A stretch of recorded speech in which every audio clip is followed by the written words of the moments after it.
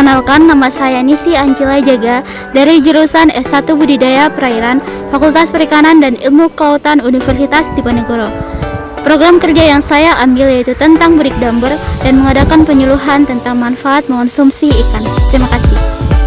Perkenalkan, kami dari KKN Tim 2 Undip 2020 Dengan lokasi KKN Kampung Jurang Blimbing, RT 4, RW 4, Kelurahan Tembalang, Kecamatan Tembalang, Kota Semarang. Berikut adalah profil tempat KKN kami.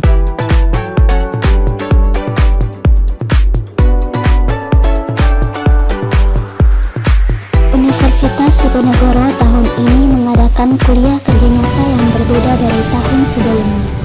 Tahun ini Universitas Diponegoro mengadakan KKN Pulang Kampung, di mana kampus ini menempatkan mahasiswanya untuk KKN di daerah masing-masing guna mencegah penyebaran virus. Jurang Blimbing adalah sebuah kampung yang berada di wilayah Kelurahan Tembalang, Kecamatan Tembalang, Kota Semarang. Kampung yang sekarang ini bertempat di pinggir kampus Universitas Diponegoro merupakan kampung warga pindahan yang pada awalnya bertempat tinggal di mana kampus Undip sekarang berada.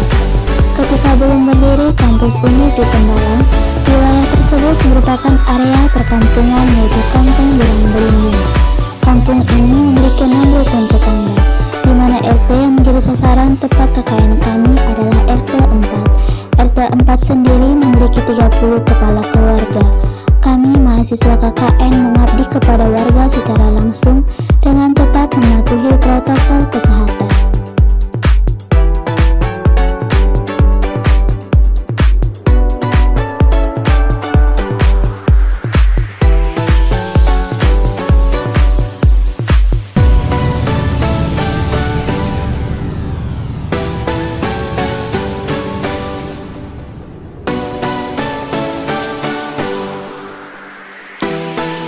Salah satu program kerja yang dilakukan di wilayah Jurang Blimbing adalah Budidamber. Budidamber adalah budidaya ikan di dalam ember. Permasalahan yang ada di Jurang Blimbing adalah kurangnya pengetahuan warga dalam memanfaatkan pekarangan rumah untuk melakukan usaha kecil-kecilan seperti usaha Budidamber. Dengan melakukan usaha Budidamber dapat membantu keadaan ekonomi warga yang saat ini sedang berada di fase krisis, terutama yang terdampak pandemi. Kami juga melakukan pengabdian di Panti Sosial Nurul Musyid, di mana masih banyak anak-anak yang belum memahami akan pentingnya dalam mengonsumsi ikan untuk memperbaiki nilai gizi yang dapat meningkatkan daya tahan tubuh untuk melawan COVID-19.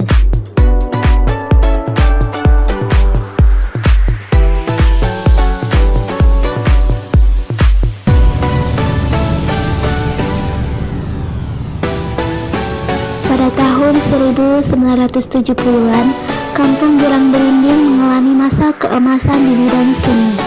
Warga Kampung Jurang Blimbing yang sebagian besar gemar berkesenian, terutama seni ketoprak, perawitan, dan kuda lumping, berkembang pesat di wilayah ini. Namun pada tahun 1986, sebagian besar lahan Kampung Jurang Blimbing terpaksa harus mengalami pembebasan tanah setelah digunakan untuk relokasi kampus Universitas Diponegoro, sehingga para seniman terpaksa harus pindah tempat tinggal yang tersebar di berbagai wilayah.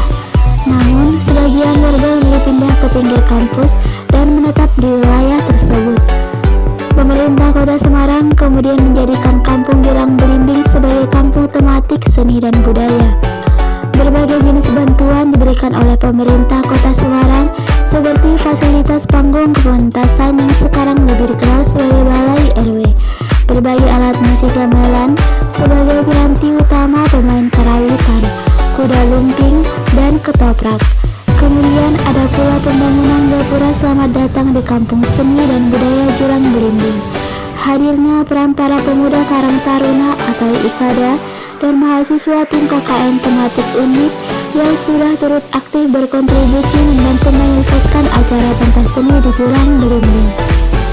Karena sering diadakan pentas kesenian di Kampung Jurang Blimbing tersebut, maka sudah seharusnya adanya penyuluhan terkait tindakan antisipatif persebaran COVID-19. Salah satunya seperti program yang saya ambil, yaitu manfaat mengonsumsi ikan untuk meningkatkan imunitas tubuh.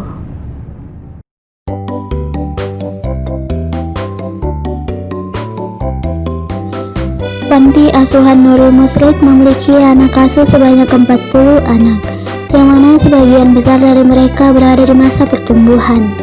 Ikan merupakan salah satu makanan yang berperan penting dalam masa pertumbuhan anak, dikarenakan ikan memiliki berbagai kandungan gizi seperti protein, omega 3, omega 6, dan omega 9. Selain itu, ikan juga banyak mengandung kolesterol baik, sehingga mengonsumsi ikan sangat penting dalam masa pertumbuhan anak. Oleh sebab itu, saya mahasiswa KKN Tim 2 Undip 2020 melakukan edukasi tentang manfaat mengonsumsi ikan untuk meningkatkan imunitas tubuh dalam melawan COVID-19 dan juga membantu proses pertumbuhan anak-anak panti.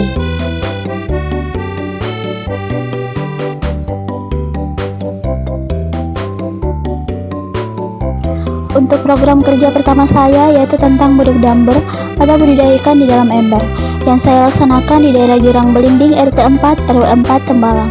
Saya melakukan penyuluhan tentang proses pembuatan budidaya karena pertimbangan di tengah pandemi COVID ini banyak warga yang mengalami kesulitan di bidang ekonomi, sehingga diharapkan dengan adanya budidaya ini dapat membantu perekonomian warga di tengah pandemi. Adapun cara pembuatan budidaya akan disampaikan dalam video berikut. Baiklah, berikut adalah program kerja saya yaitu tentang budidaya. Budidaya sendiri adalah budidaya ikan di dalam ember. Jadi, ikan yang saya budidayakan itu adalah ikan lele. Jadi sebelumnya, bibit lele ini ditebar pada saat dia berukuran 5-7 cm, dimana ketika lele ini berumur 2 bulan, dapat mencapai ukuran sekitar 20 cm. Dan pakan sendiri, pakan yang diberikan itu adalah pelet yang berukuran 500 dan pelet 782. Baiklah, bahan-bahan yang digunakan dalam proses budidaya ikan di dalam ember itu yaitu pakan yang diberikan adalah pelet 782, pelet 500, dan kemudian sebelum pemberian pakan ditambahkan dengan probiotik, di mana probiotik ini merupakan campuran dari empat dan molase. Dan sekarang kita langsung ke prakteknya. Pakan diberikan sebanyak 7 sendok.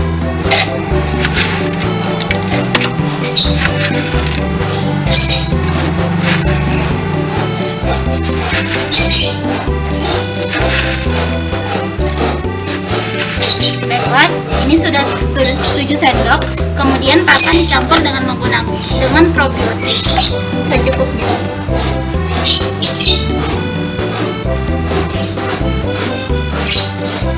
Kemudian diaduk.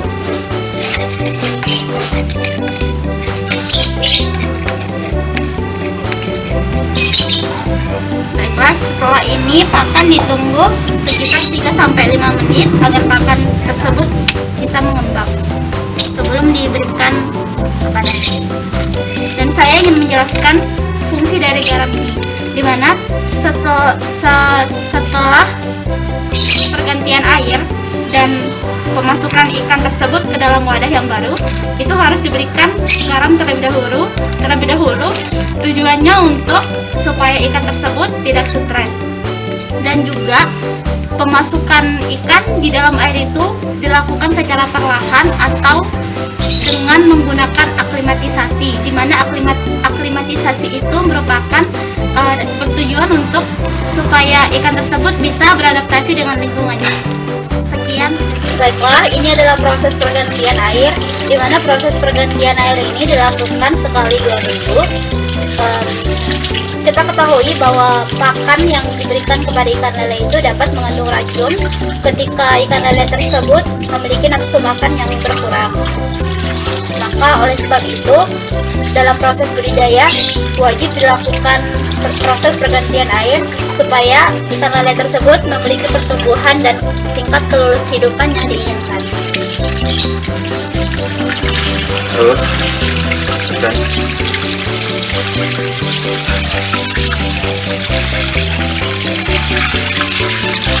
semuanya. Ini lelenya berukuran sekitar 20 cm, di mana pada awal penebaran ikan lele ini berukuran 5-7 cm. Dan saat ini lele ini berumur sekitar 2 bulan. Sekian dan terima kasih.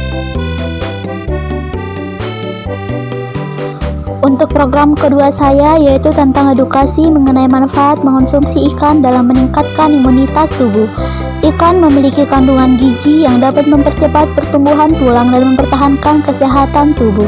Seperti yang kita ketahui bahwa saat ini virus yang mematikan sedang mewabah di negara kita.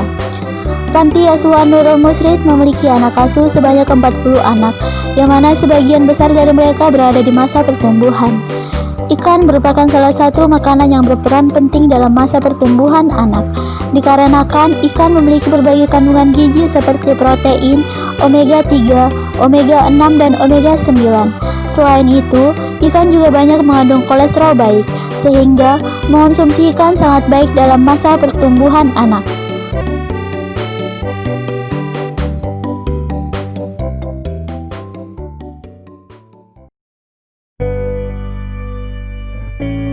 Salam sejahtera semuanya. Perkenalkan, nama saya Islahul Hamdi dari kelas 8 SMP Islam Nurul Huda.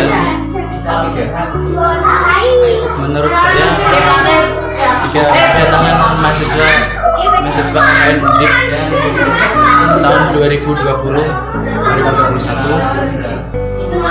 tim 2 itu sungguh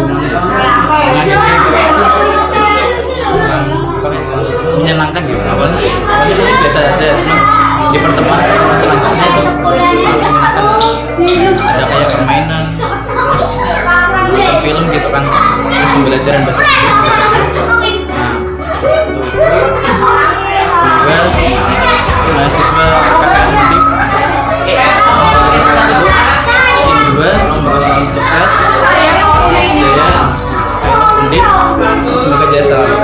Salam sejahtera. Nama saya Kenamul Takin, saya kelas 12. Saya asal dari Demak. Terima kasih kakak berkat materi yang telah kakak sampaikan. Saya bisa mengetahui tentang protokol COVID di era new normal seperti protokol normal seperti ini. Protokol cuci tangan, protokol pakai masker, protokol disinfektan dengan perbedaan hand sanitizer dengan disinfektan. Terima kasih kakak Undi. Semoga kakak bisa lancar kuliahnya, bisa lanjut ke jenjang yang lebih tinggi, jenjang lebih baik, sehingga hari yang esok akan bahagia. Terima kasih kakak Undi. Oke.